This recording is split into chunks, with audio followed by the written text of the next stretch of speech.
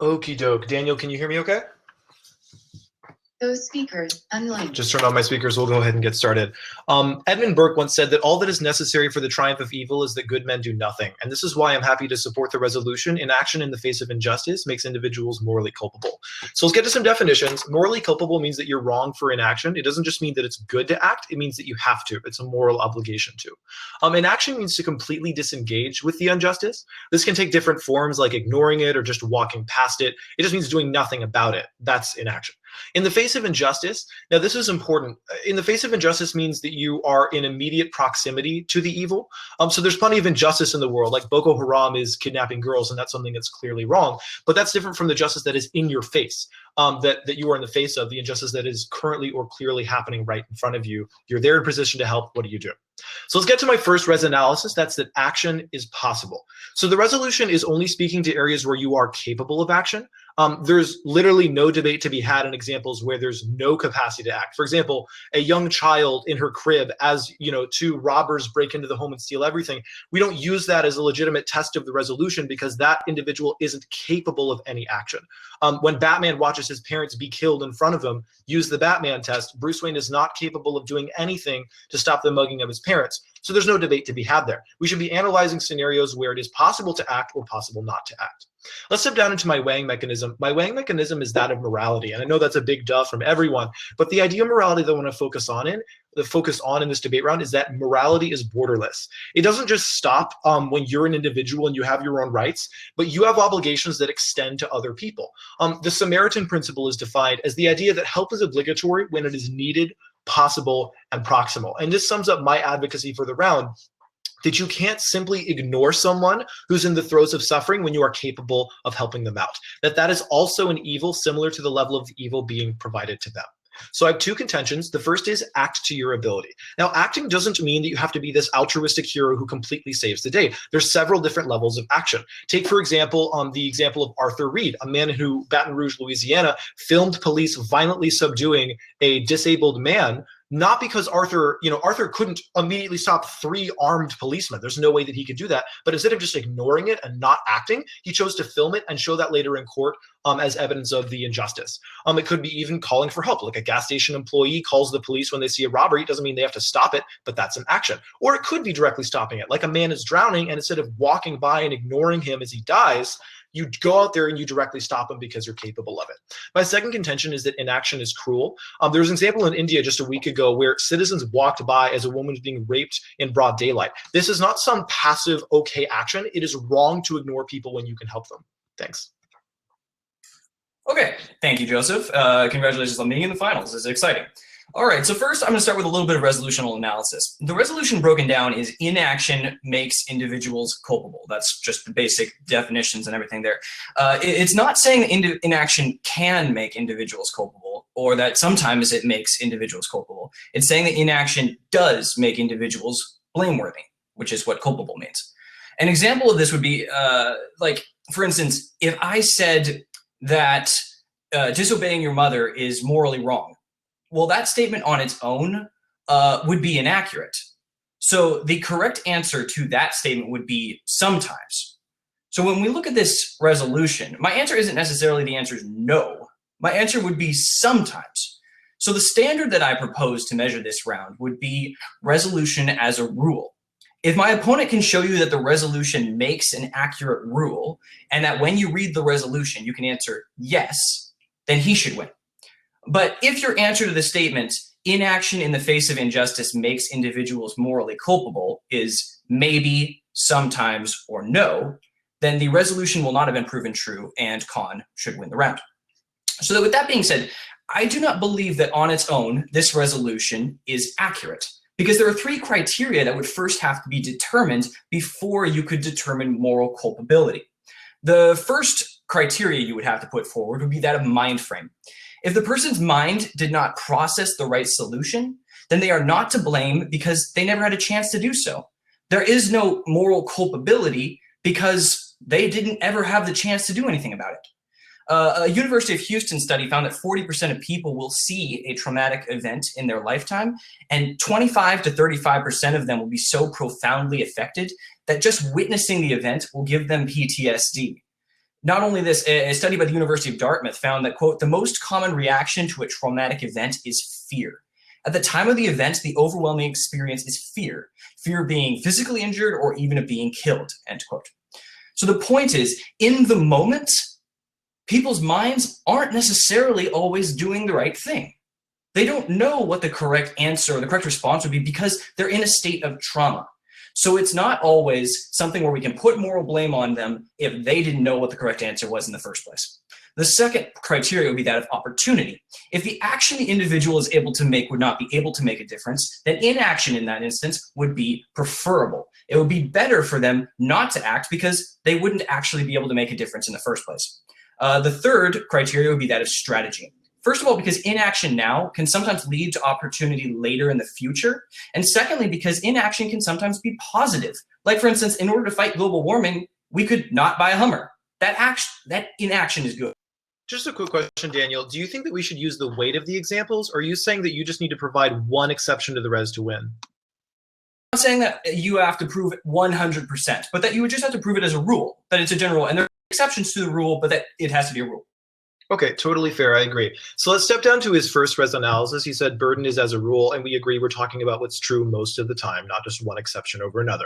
So let's step down into his next argument. He says that people sometimes don't think of the right thing. He gives two studies that talk about how people experience crippling fear and PTSD. My one response is conceded the res A. Daniel concedes the important, and not just because he conceded, also because the res analysis is good and it makes sense.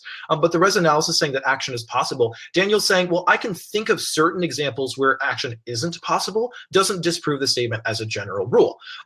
For one, that not literally everyone, not the vast majority of people experience crippling fear if they see something bad happen. You know, if someone in a grocery store line hears a racist rant, you know, someone says something racist, it's not that everyone witnessing that experiences PTSD all at once. I mean, we've seen enough filmed YouTube videos in vertical view to know that that's not what happens. So Daniel is talking about the exception to the rule. The second thing is that he concedes the res A. The res analysis is describing what the resolution is talking about. Where you have crippling PTSD and cannot possibly act. That doesn't tell us whether or not choosing action or inaction is wrong.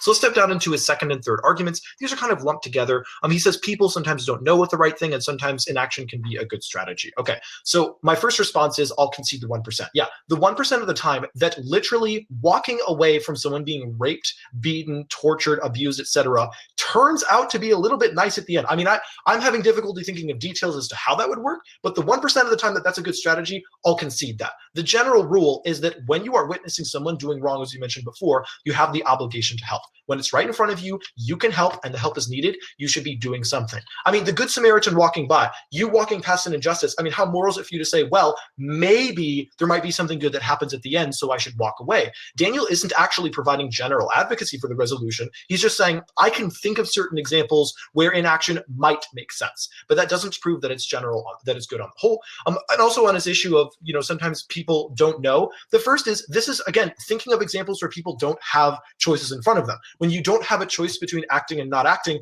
it makes sense for Daniel to be like, I don't really see how this would apply.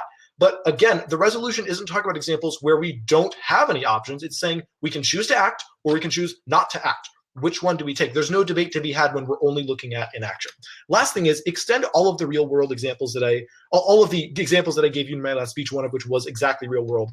Think about Arthur Reed too, as he's walking by. I mean, he could say maybe it'd be a better strategy to just let the public watch and not do anything about it. But in the moment, the best information is that acting is better than ignoring it. That to walk away and to just cruelly let someone suffer is evil. Okay, so first of all, he talks about how I conceded his resolution. I just haven't responded to his case yet because I was giving my case. But in response to his case, his resolution analysis was that we're only doing this when action is possible. Well, actually, inaction is just not taking action. It's not talking about whether action is possible or not. My opponent has to show that inaction in the face of injustice is what makes individuals morally culpable. And that could include whether it's possible or not. It just has to deal with whether or not people do it. What is that makes individuals morally culpable? Is it action versus inaction, or is it something more than that? I'm saying it's something more than that. He then talked about how he was going to concede that there were certain instances when he said it was 1%. 1% of the time, it's better to let it go, and he was conceding that. Okay, so we already have something for the con side on this, and he does need to show that this is a rule. So we're going along that way. Then he talks about how when we're witnessing something wrong, people should still do something. Well, my response to this is, once again, when you talk about trauma, it isn't someone's fault when they're in a traumatic situation. We talked about how 40% of people will witness this, and 25% of them will be so overwhelmed that it's unable for them to actually do anything about it. So we actually have a significant amount of people who are so overwhelmed by the shock. I'll give you an example on this. I used to drive for Uber, and so there was a time when we saw a car crash up in front of us, and there were 3 guys in the car with me. And what we did was I immediately recognized what was going on. I said, guys, we have to stop, we have to help. And one of the guys in the car said, oh, yeah, let's do something. And the other 2 were like, what? They could not process what they were seeing in front of them. If one of them had been driving the car, they would have kept right on going because they did not recognize what was going on. Can we really call them morally blameworthy when they didn't even recognize what was going on? I don't think we can. And the other points that I had here was that I was talking about the overall strategy. And he said he didn't really know when strategy would be better. Well, let's talk about this. When would strategy be improved by inaction? Well, for one thing, a hunger strike would be a good example of this. There are a lot of people who choose specific inaction. They choose not to eat as a protest against injustice. That is a positive use of inaction. So there are actually a lot of times when not doing something is better than doing something, like, for instance, hunger strikes. So we see that there are benefits to inaction. And then the last one was that of opportunity. Actually, that was actually my middle point. I went a little out of order there, but opportunity. And his response to this was just his resolutional analysis. Well, if a 10-year-old sees a crime being committed, we cannot hold them morally culpable for what they are doing. He's not trying to talk about 10-year-olds, but he does have to talk about 10-year-olds because the 10-year-old is still an individual. If you do not have the opportunity to make a difference, you are not at fault for not doing it. Do you think most of the time that people witness injustice that it is impossible to do something about it? It's sometimes. What do you think is generally true? That they can or can't? Depends on the situation. I really don't know. Sometimes it's definitely possible, but it all depends on what they're up against. There are certain instances when, yeah, pretty much all the time it would be done. But there are other instances when you don't have a choice. Like if you see injustice in the inner city and you're a 10-year-old, 100% of the time you can't do anything about that. So it all depends. Quick question. Assume an example where someone can do something like call the police. Should that person ignore it or call the police? If they can do something about it, if they have the opportunity to do something about it, and they have the mind frame to do something about it, if all the criteria are met, then sure, they probably should. Great. So the opponent's conceding the resolution in circumstances where people are capable of acting, meaning the only way for him to win this round is to prove that the vast majority of the time, people are literally incapable of doing anything. Anything from filming, anything from calling to the police, anything from shouting out for help. Literally the vast majority of the time, people have to be dead frozen in shock. So beyond the fact that this, ignores what the resolution is implying, it ignores the Batman test that we mentioned earlier and doesn't actually talk about choices, which is what morality is all about. It's factually not true. And that's why you're going to be voting for the pro. Okay, so let's step down. First, he says, well, we need to be looking at examples on whether it's possible or not. Okay, my first response is resolutional implication. Look, the resolution is saying that inaction is bad. There's literally no point in talking about the resolution when it's not possible to do anything besides inaction. Like a 2-year-old who's in a crib as, their house is burning down from some arsonists. That's not a legitimate application of the resolution because they can't choose. Look, the only reasonable way to debate morality is to talk about what our options are and say, is this a moral option? Is that not a moral option? Daniel's saying, I can think of examples where there aren't any, but that doesn't help the debate at all. It doesn't help us know if inaction is good or bad. It just says inaction is what had to happen. It doesn't tell us about the morality of it. He's looking at what is versus what ought to be, and morality discussion of what we should do. So secondly, he says, yeah, but Joseph is conceding something, so I have something for Con. My response is, yes, you have something, but you don't have enough. You maybe have a 1% of examples where people can't act, but as we just agreed, we're debating general rules. Lastly, he says, I have 25%. That's significant. My response is 25 ain't 51. he has to prove that the majority of the time that the resolution is false, not just that he can conceptualize in his head cognitively that there can be an exception. Okay, the second response here is common injustice. I do take issue with the study being applied as a general rule because the study doesn't say whether or not it's looking at general injustice. Like someone says something racist on an airplane, someone, yells something out or harasses someone sexually, that's a form of injustice that we see. Is the study literally saying a quarter of people who witness someone making a rude, unkind remark are frozen in shock? No, I think the study is probably looking at more extreme examples of injustice, likely ones that would impose a level of trauma or physical violence. That's understandable. But the whole point is the majority of people are capable of acting. And Daniel literally concedes that when you are capable of acting, then you're in the right mindset, meaning when you have an option between doing nothing and helping, you should help, meaning that he's conceding the vast majority of the res.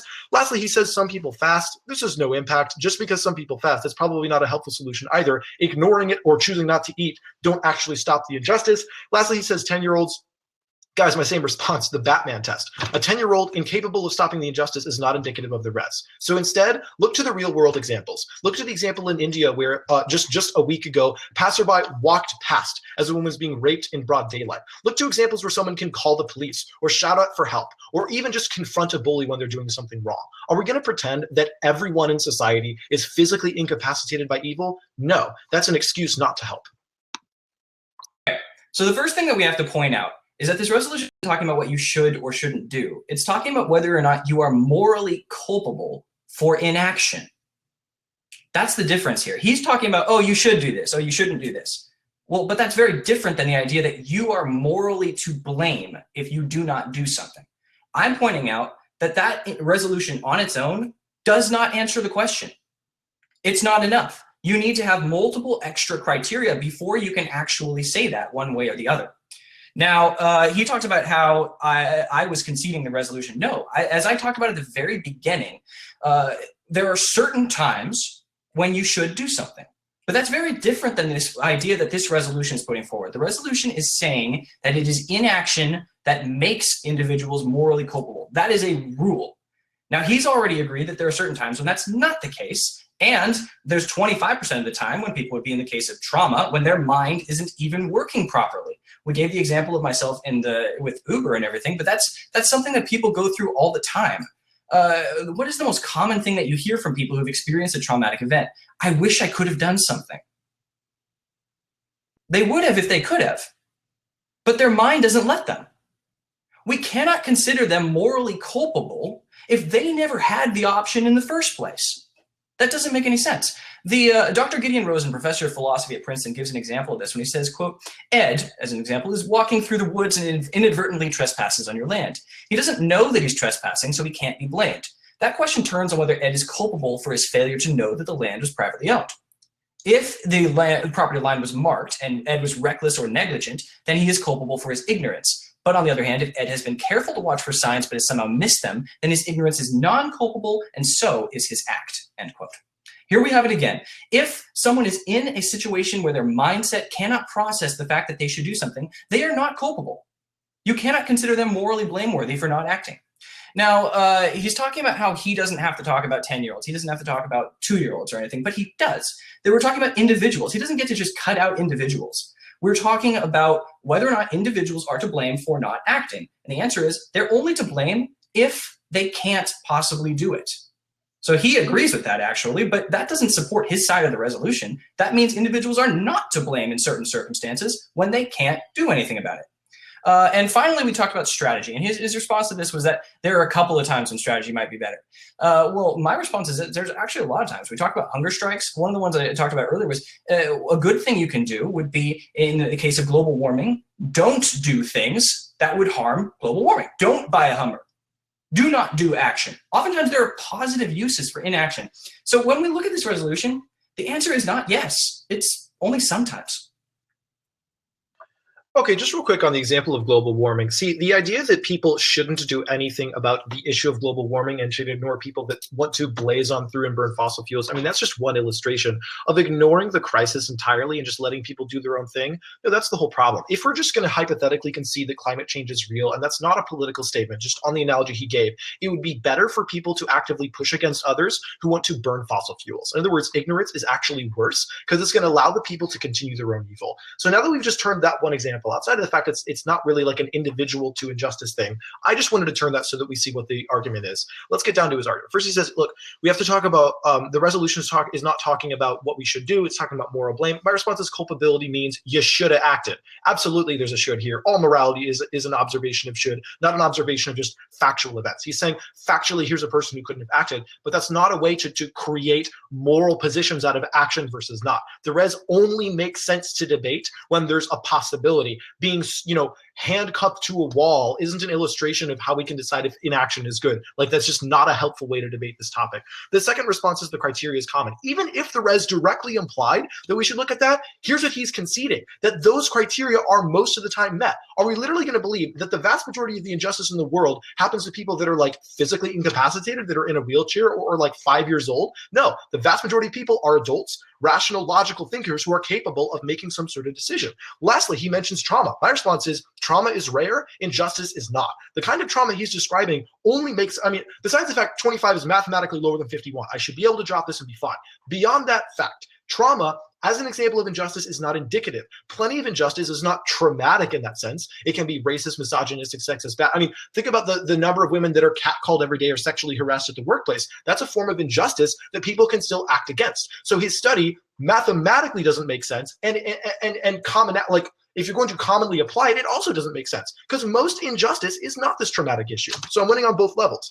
Lastly, he talks about, Dr. Gideon Rosenberg. Gideon Rosenberg isn't negating the resolution. He's saying that when you weren't aware of something, it's not necessarily wrong, but the resolution is talking about injustice that you're in the face of. How can you not be aware of a woman who's being raped in broad daylight when you're an Indian citizen walking directly past them? So this example doesn't link to the res at all.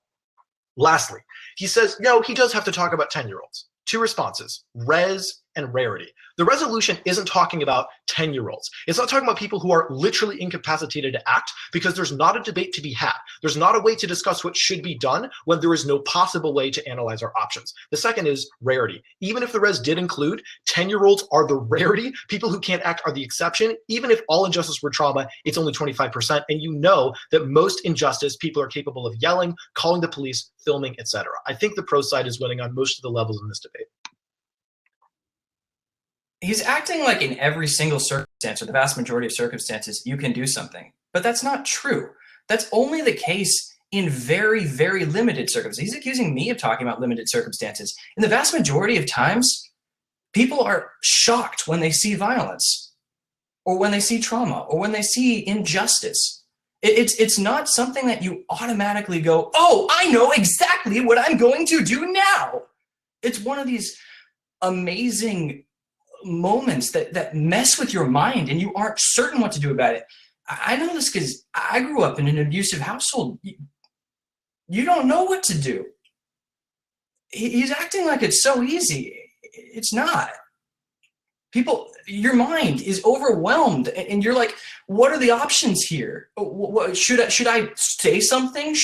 What will happen if I do? And you're overwhelmed with fear, and you're overwhelmed with responsibility, and you freeze. And he's acting like that's so easy to deal with, but it's not. To say that people who experience this injustice are morally blameworthy for freezing, that's just not true. I'm going to give the example here of mass shootings. The correct and logical, I guess, response to a mass shooting would be to charge the shooter. But we never see that.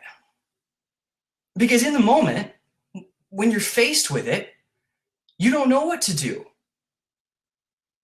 According to my opponent, if you're witnessing a mass shooter killing a bunch of people, you are morally blameworthy if you don't charge him. That's just not the case, and it ignores basic psychology. I think it's morally unjust for my opponent to consider that these people are at fault for not acting. Certain times, let's come back to the resolution here. My opponent needs to show that as a rule, people who do not act are morally culpable. And sure, there are certain times when people would be morally culpable. But most people don't know what to do when they see these things. So he's simply wrong to say that he's proven anything there. And he's talking mathematics. 25 is lower than 51 is all his thing. Well, he's already agreeing that in 25% of the circumstances, people don't know what to do. already right off the bat, the resolution is false. I mean, we can talk about strategy and everything, but once again, with strategy, people don't know what to do. They don't know what the right strategy is. And sometimes the right strategy might be not to act. Sometimes it might be to act. The point is, I think my opponent is majorly oversimplifying a very complex issue. I'm just going to make two quick responses. Extend the argument about the resolutional implication as well as rarity. Most injustice is not traumatic. Even though your study literally indicts you with the 25 number, which is less than the majority you agree to, trauma is the minority of instances. And because you agree to the general rule, I don't know why you're just bringing up pathodic examples and well-worded emotional appeals when we both agreed we should be talking about the substantive majority of the res. So please respond to the issue of the resolutional implication and the fact that trauma is rare in terms of the injustice. Trauma is not rare. When people see injustice, they don't know what to do about it. They're the same thing. I don't know what you're talking about here. Do you believe that most injustice is completely traumatic? Like the average injustice, like yelling at someone, some misogynistic comment by someone, most of it is traumatic. 40% of Americans will experience trauma. That is injustice, right there. So I'm not asking if 40 Americans will experience injustice. I'm asking generally injustice in the world. Would you think that most of it is PTSD inspiring, or do you think that a lot of it is casual and something that we can react to? A lot of it is casual, but we're talking about whether or not this is a rule. And the answer is it's a lot more complex than that. There's a lot more going on here. And in certain circumstances, sure, it might be better to do something. But as a rule, no. Daniel, you keep stepping away from the issue. I'm asking you about the majority. Give me some actual substantive position here. Do you think that the majority of the time injustice is traumatic, or that the minority of the time injustice is traumatic? Do you have a position on that? Injustices are not traumatic, if that's what you're asking. I'm asking which is more common in the real world. We keep going back and forth. I'm sure there's a lot of injustices that happen that are not traumatic. But I'm just talking about if 40% of injustices or 40% of people will experience trauma, your position applies to all of those. We just agreed that I'm not defending all 100% of the resolution as an absolute. So the statement contradicts itself. I'm going to give you several voting issues that illustrate the levels at which the pro is winning the round. The first is if his study is the gospel. This reason you can vote down as math. Literally only 25% of the people are frozen, meaning accepting that means that the majority, 75 or at least 51, I don't know the divisions of the study, are capable of doing something. By Daniel's own concession within his second or third speech, he says that, yeah, of course, when you are able to act, you have to do something that you should. He already makes that concession wide open. So on the mathematical level, even if the only thing we had in this round was his study, thing is his study isn't indicative. Trauma is not indicative of most violence, and Daniel literally refuses to answer the very simple question that I'm asking him. Is traumatic injustice the most common type of injustice? Is the casual racism, the casual sexism, the kind of injustice that Americans, you and I, tend to ignore because it's a little bit easier for us to just walk past? It's much easier for us to ignore issues like bullying. Are we going to say that most of that is indicative of the injustice? Even if it was, I'm still winning because that's the minority of people that can't react, but it's not. Most injustice is casual. Most injustice we are capable of doing something about. The third level is all of the arguments on proximal injustice. When you have injustice right next to you, when you can help someone, whether it's by filming the violence, calling for help, or directly stopping it, Daniel doesn't prove that calling the violence, filming the violence, calling for help, directly stopping it are most of the time impossible. And that's the only way for him to win if inaction is generally what has to happen. Okay. When we look at the resolution, we have to ask the question of whether or not this resolution, as stated, is correct on its own. Is it simply inaction that makes individuals morally culpable, or is it more than that? Even my opponent seems to agree that it's inaction when you could do something, when you should do something, when it would strategically be the best thing to do. There are multiple extra levels that would have to be put through before you could call this statement true. So I refer you back to the resolutional analysis I initially had, which was that this resolution is supposed to be a rule. My opponent has to show you that this rule is something that is already correct. And I don't think it is. I don't think either of us think that it's simply inaction that makes someone morally culpable. It's only inaction with all the other criteria. And if those other criteria are not met, then the individual is not morally culpable. He keeps talking about, oh, percentages. Well, we're not really talking about percentages. We're talking about whether or not this is a rule. And I don't think he's shown that it is. The pathodic appeals outweigh the substance of the resolution. We are talking about a general truth which Daniel agrees to. My one response is the criteria are common. Most of the time, you can react to injustice because it is not traumatic. In a lot of circumstances, sure you can. And in a lot of circumstances, obeying your mom is the right thing to do. But that doesn't mean the statement, disobeying your mother is morally wrong, is true. Because there are so many other criteria that would have to be met first. In the same way that there are so many other criteria that have to be met before we can blame victims for what they have gone through. For that reason, I would vote for the con.